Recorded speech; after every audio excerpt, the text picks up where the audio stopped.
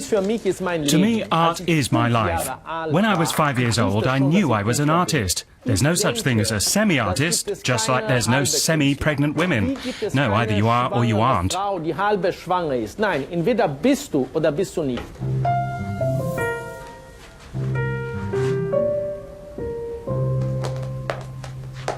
It's almost like a religious act. You are what you believe.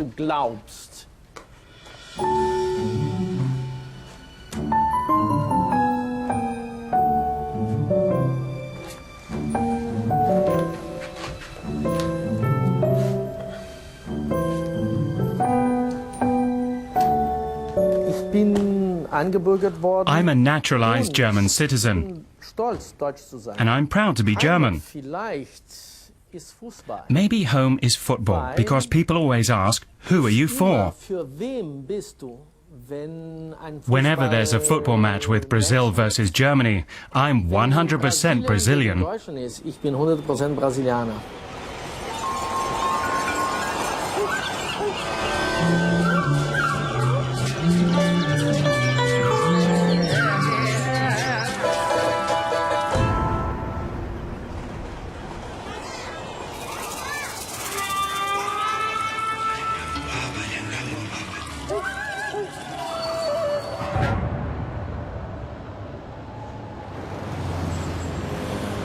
Alex Flemming often leaves his cosmopolitan village, as he calls Berlin, to travel back to his home country. Alex is a bona fide Paulista, a native of Sao Paulo. This city is a part of me. I love it. Whenever I come back here, I get the idea that I've never left Sao Paulo. Sao Paulo is inside my heart, inside my brain, inside my whole body. But I know it's a very ugly city. Sao Paulo is this megalopolis where nothing works right. The traffic, nothing works. But Sao Paulo is the future. It already looks the way Europe will in the 22nd century. Today is Sunday, so there are no traffic jams. An hour's drive outside Sao Paulo is where the artist lived as a young man. Alex is off to see his mother, who lives in the country. Let's stop up there and I'll open the gate.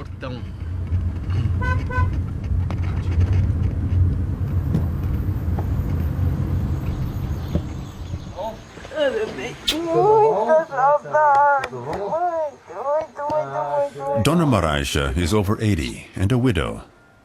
She's the living embodiment of Alex's Brazilian roots. I can show you some photos of my family. Actually, this is something like a photo niche that my mother always keeps. Here I am at my baptism with my German grandmother. And this is my elder brother. Here's my mother as a stewardess in the 1950s. And here's my father as a pilot. It would be nice if you would come and visit me in Germany. I'd like to go. I've already thought it would be important. I've thought how ridiculous it is that I've travelled so often, but I've never been to see my son. Exactly, I'll be expecting you. The time with Dona Marisha was short. Alex is in a hurry. He has to get to the capital, Brasilia, to prepare an exhibition.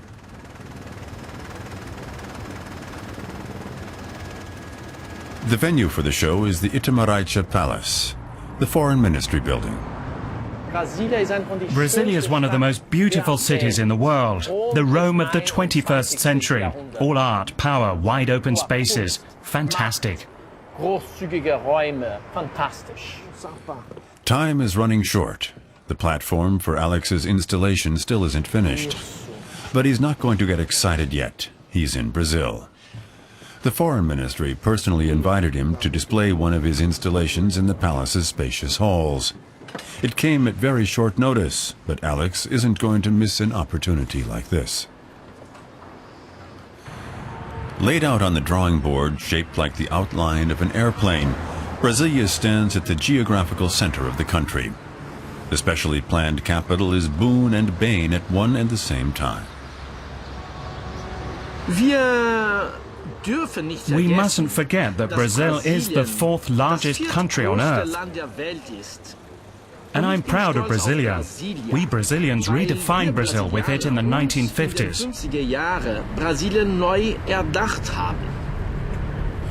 The city is a showcase for the architecture of Oscar Niemeyer. Today, the city center is on UNESCO's list of World Heritage Sites. Now we're on the Square of Three Powers in Brasilia. This is the center of power, the center of Brazil itself, the heart of Brazil. President Dilma Rousseff has her office here. In front of the Palacio do Planalto, the Presidential Guard poses in historical uniform, a juxtaposition of the traditional and the modern, Alex says.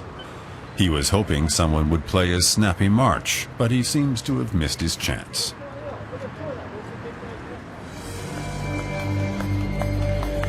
Itamaraty is also called the Palace of Pillars, a fitting backdrop for Alex's installation Uniplanetary System, a homage to Galileo Galilei.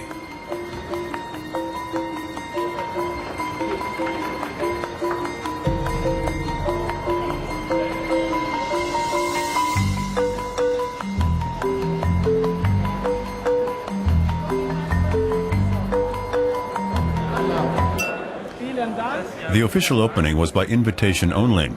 Among the guests is the German ambassador. I hope it makes it to the United Nations in New York sometime.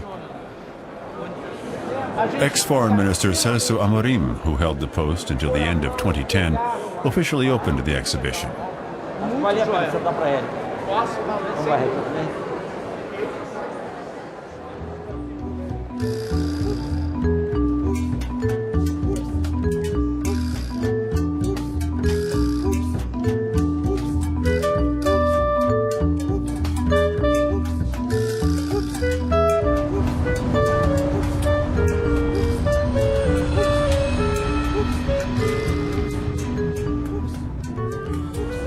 Belém, in the country's northeast, is very different to Brasilia. It's a city of stark social contrasts.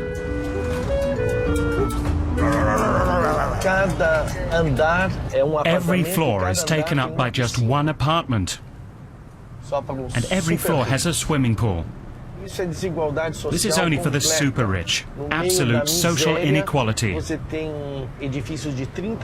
the midst of this poverty, you have these 30-story buildings with one apartment per floor, 300 or 400 square meters, each with their own swimming pool. This social inequality is one of Brazil's most serious problems.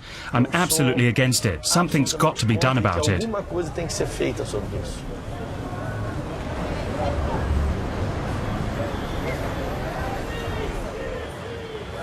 The vultures are already waiting behind the market hall for scraps of fish.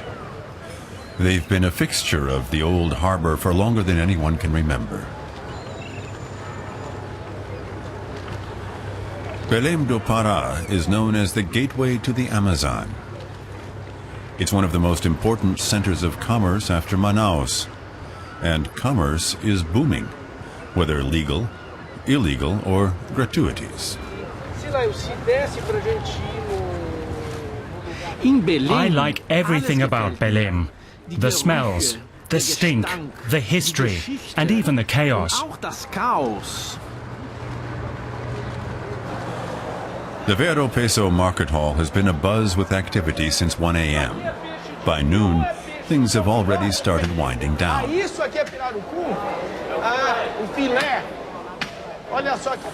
Nearly all the merchants here took over their stands from their fathers, who took them over from their fathers before them. You don't give away a stand like this, do you? No, and you don't swap it either. It goes from father to son? Only from father to son. You couldn't buy it. Only from father to son. Because there's too much money in it. This is a gold mine, isn't it? It's a fish mine. If you can manage it or take another, a bit smaller, that one's too big. Can you do it? No, you have to stay as you are. Just like that. Stay that way and look at me. Look this way.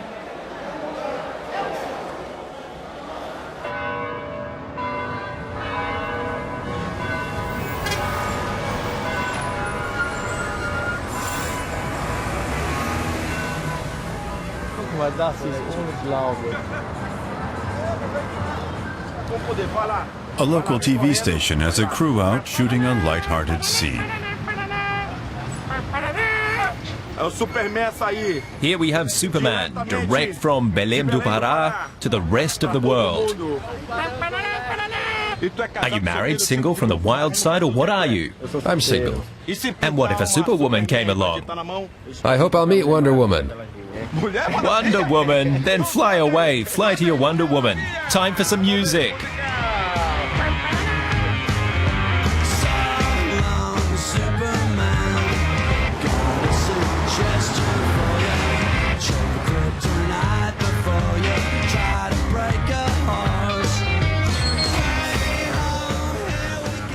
Late on a Saturday afternoon, the barber shop is still open. Alex takes the opportunity. It's much cheaper here than in Sao Paulo. And barbers are usually interesting people to talk to.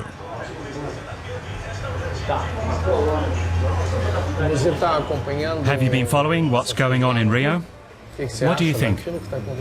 Here in Belém, it's not like it is there. But we've got a very serious problem of our own. Really? You mean crime? There's a lot here. But in the streets, where you can see it. On the periphery, there are 2, 3 or 5 murders a day. Really? Where does all the violence come from? Poverty? Drugs? Corruption? It's the drug scene. Junkies who attack pedestrians at night.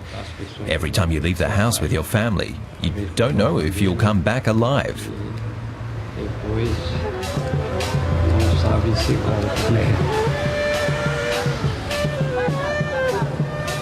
Night falls over the Bay of Marajó.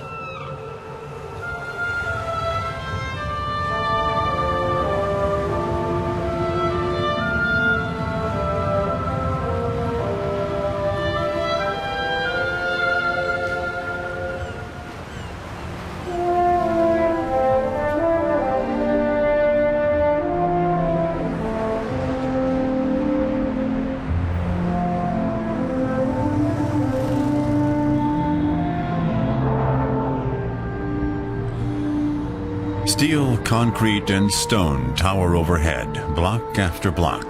And still, living space comes at a premium. In Sao Paulo, the industrial capital, real estate prices are shooting through the roof. And traffic congestion is becoming more the rule than the exception, even with certain license plates banned from the road on certain days. Those who can afford it travel by helicopter. At last count, the city boasted over 300 landing pads. When I moved to Berlin, I didn't have an apartment in Sao Paulo for a short while. It was like a nightmare to me. I need some space to call my own because my roots are here. I draw my strength from here. 19 million people, maybe even more, live in Sao Paulo's metropolitan area. This city is a center of immigration par excellence. There are people here from all over the world, literally. And that's great. That's what gives the city its strength. The military police have mobile guard posts at every potential flashpoint in the city. They're supposed to preserve law and order, but many Brazilians just don't trust them. The Praça de Sé in the Old Town. I'm a professional photographer, and I'm working on an art project about the police. I think it's very important, especially given the current situation in Brazil. Okay, it's allowed. Thanks.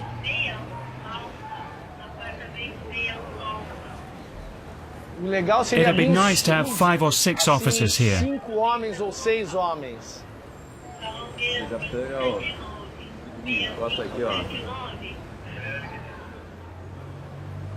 Could we get one more?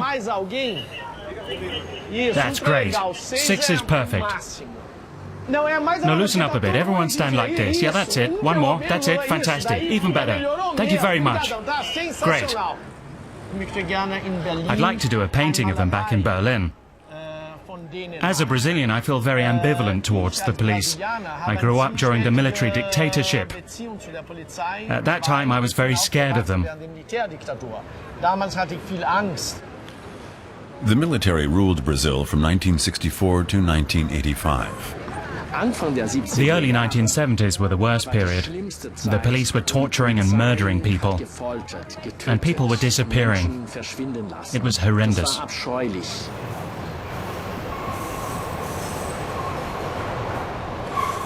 Alex Flemming's art is made for public spaces. In the Sumaré subway station, oversized portraits of people of various ethnic origins are printed over with verses of Brazilian poetry. They're part of a series he's been developing.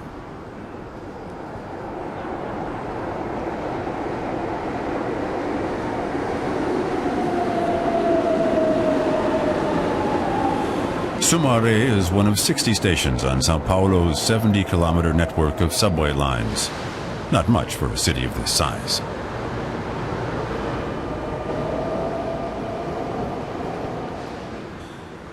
Not far from here, in the middle of town, is Consolação, one of Sao Paulo's most beautiful cemeteries.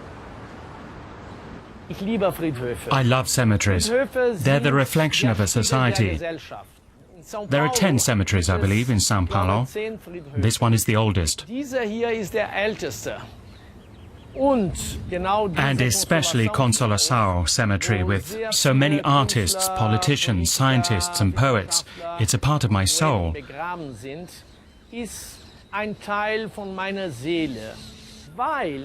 I think that sepulchral art is really a fantastic opportunity for artists to express themselves, sometimes in a very erotic way. Because cemeteries mediate between Eros and Thanatos, between love and death. Die Liebe und dem Tod.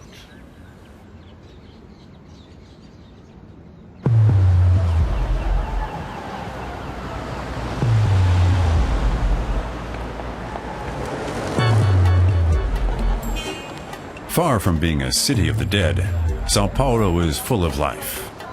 The Paulista's motto means something like, work hard, party hard.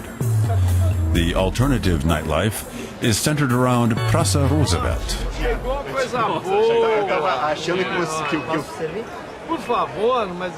Alex likes to sip a cognac here with friends on occasion.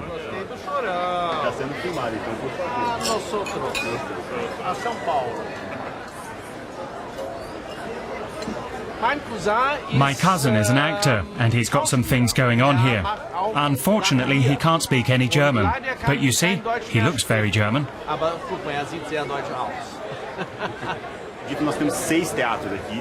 We have 6 theaters here, so there are lots of people circulating around here all night. That's great. Here I know just which corners I can be on and which ones I can't. I'm a Paulista. For me, São Paulo is very safe. The city center is, in fact, relatively safe. The crime is concentrated in the infamous favelas.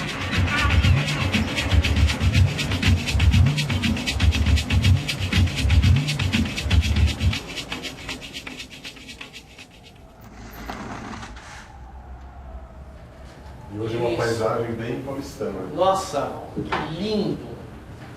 São Paulo. Adonis Galvao, a friend of Alex's, lives on the 32nd floor of a colossal apartment complex. He's a fashion designer who also models on occasion. He's worked for Alex in the past.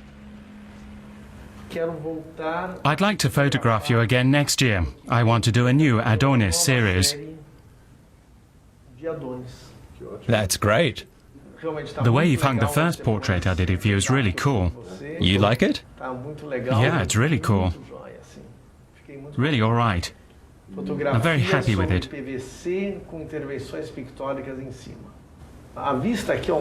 Adonis used to live in Rio de Janeiro, but not even Rio's beauty and charm was able to compete with Sao Paulo's booming economy. Once I got to know this city, I fell in love with it, with its architecture and its cultural life. I think it's an extremely vibrant city. It's not exactly beautiful, but it is a really vibrant city. Once a foreigner here saw this view and said there was no order to Sao Paulo's buildings.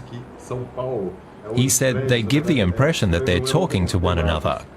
Dessa forma, ele tinha a impressão de que os prédios conversavam.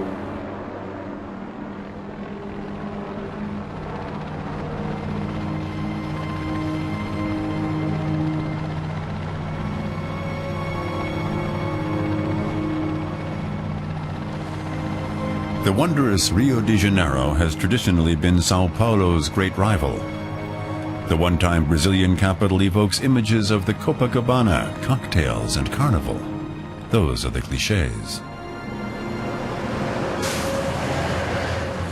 Alex Flemming has an appointment at the National Museum of Fine Arts. He's due to show his latest work here in just a few days.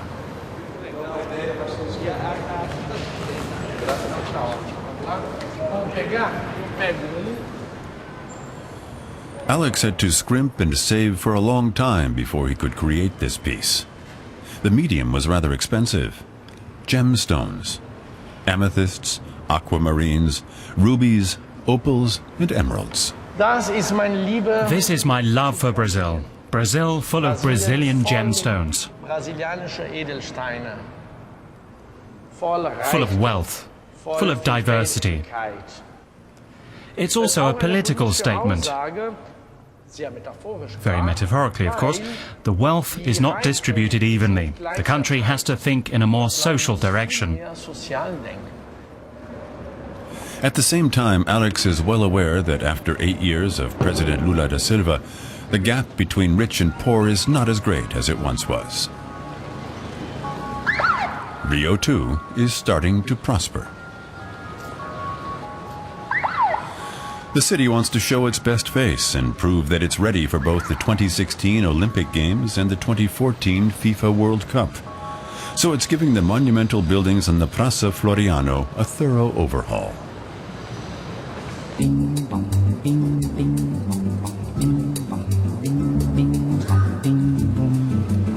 7 a.m. Alex won't pass up the chance to go jogging along the beach at least once. The Cariocas, as the inhabitants of Rio are known, value fitness highly. Sao Paulo and Rio are two different worlds, and they actually complement one another. I love both cities, and I like to commute between them. The biggest difference between Sao Paulo and Rio is definitely the beach. Here everyone runs around almost naked.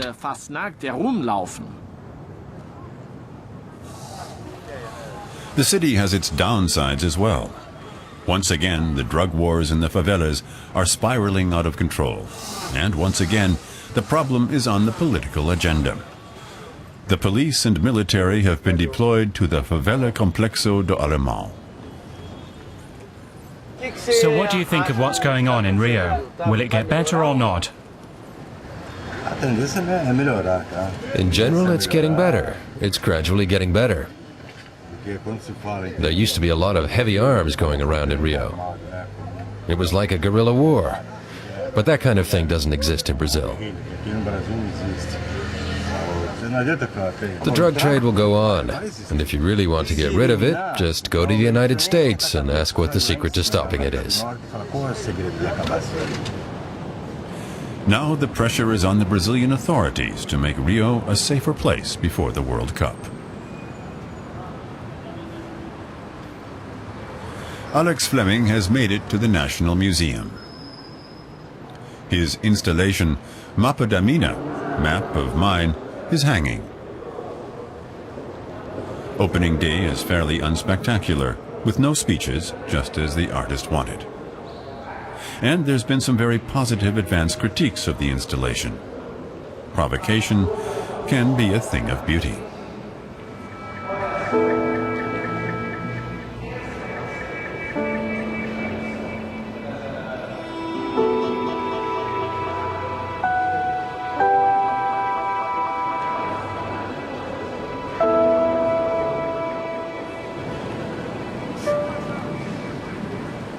On the beach of Ipanema, Alex can soak up the sights and sounds and feel of his home country one last time before he takes off back to Berlin.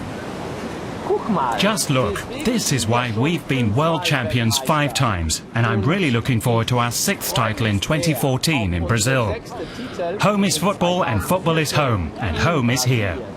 Heimat ist Fußball und Heimat ist hier. Para captar o visual de chute a gol e a emoção da ideia quando ginga. Para Mané, para Didi, para Mané, Mané para Didi, para Mané, para Didi, para Pagão, para Pelé e Canhoteiro.